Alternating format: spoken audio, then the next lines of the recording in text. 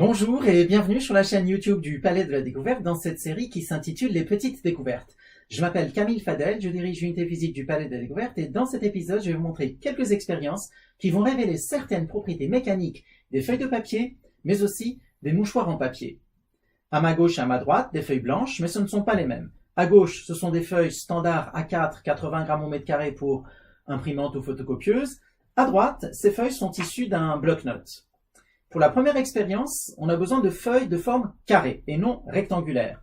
C'est la raison pour laquelle j'ai découpé là-dedans un morceau carré et j'ai indiqué dessus le sens de la longueur de la feuille à l'aide de ces lignes noires, de même qu'ici. Première observation, regardez, cette feuille, comment elle se comporte si je la tiens comme ça, et comment elle se comporte si je la tiens comme ça. Elle se plie sous son propre poids dans ce sens, mais pas dans celui-ci. Et vous allez voir que ça va être l'inverse avec l'autre. Elle se plie très bien dans le sens de la longueur. Elle se plie difficilement sous son propre poids dans le sens de la largeur. Cela tient au fait que dans les deux feuilles, les fibres de cellulose sont disposées parallèlement les unes aux autres. Mais ici, elles sont disposées selon la longueur de la feuille. Ici, elles sont disposées dans le sens de la largeur de la feuille. C'est l'orientation de ces fibres qui permet d'expliquer le comportement de ces feuilles. De même que c'est l'orientation de ces rainures sur ce carton qui permet d'expliquer pourquoi le carton se plie facilement dans ce sens, comme ça, mais pas dans l'autre. Je peux par exemple mettre ce livre sur le carton et ça tient très bien, dans ce sens évidemment, mais pas dans l'autre. Passons maintenant à d'autres expériences.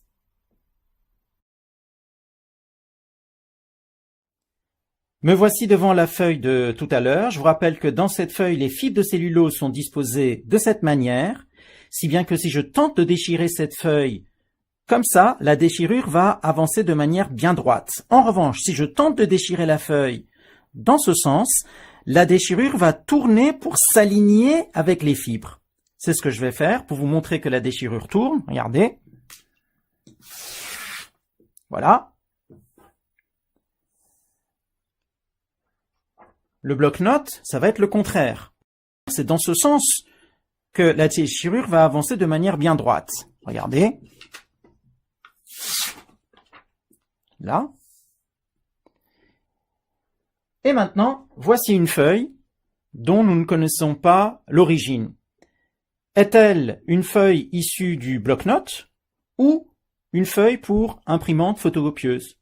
Je vais la déchirer comme ça, on va voir comment avance la déchirure. Si elle avance bien droite, comme ça, c'est une feuille pour imprimante. Si elle tourne, c'est que c'est une feuille issue du bloc-notes. Bien droite, c'est donc une feuille d'imprimante. Regardez, voilà. J'ai découpé deux bandes de papier dans une même feuille, mais orientées différemment. Les flèches indiquent le sens des fibres. Je vais maintenant prendre chacune de ces bandes par les deux extrémités entre le pouce et l'index et je vais juste tirer comme ça et on va voir laquelle des deux bandes va se briser le plus facilement.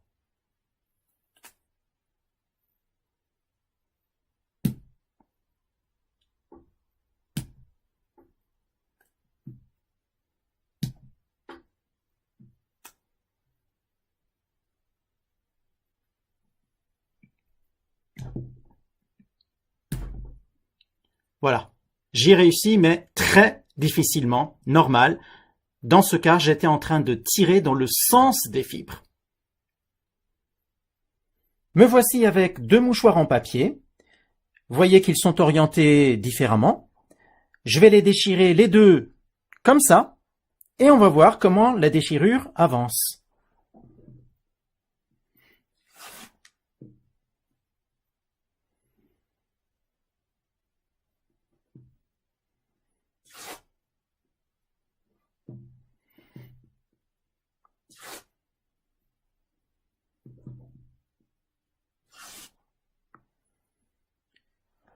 Faites les expériences chez vous pour en être vraiment convaincu.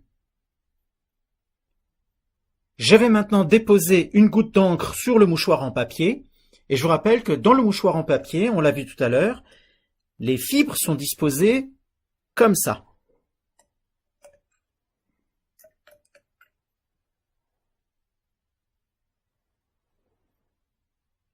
Et vous voyez que c'est loin d'être un cercle.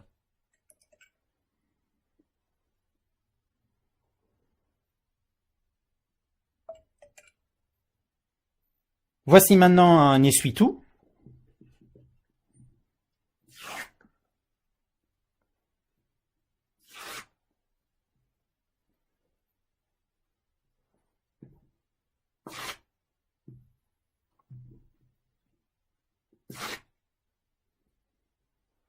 Encore une fois, faites les expériences chez vous pour en être vraiment convaincu.